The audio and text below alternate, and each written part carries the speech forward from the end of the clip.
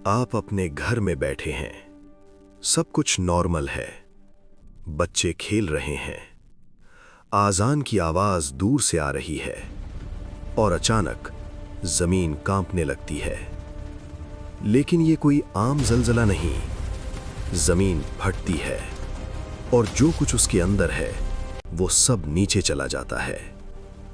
इंसान, इमारतें, पहाड़, सब कुछ एक पल में जमीन के अंदर निगल हो जाता है।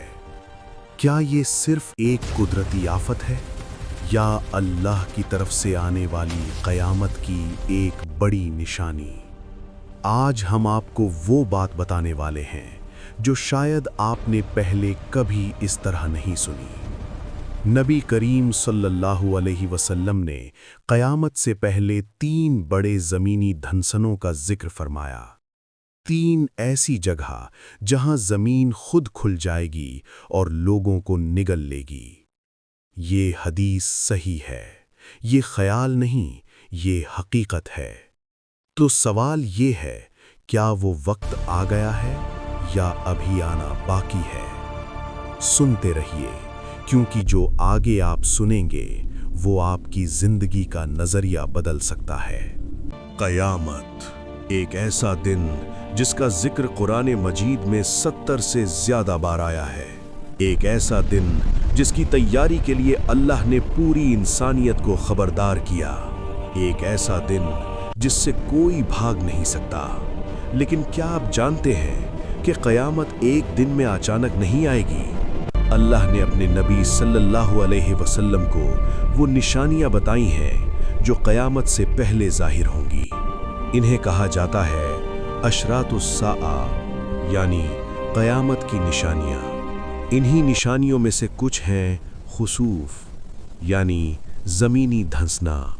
नबी करीम सल्लल्लाहु अलैहि वसल्लम ने इरशाद फरमाया कि क़यामत से पहले 3 जगह खुसूफ होगा, यानी 3 बड़े ज़मीनी धंसने।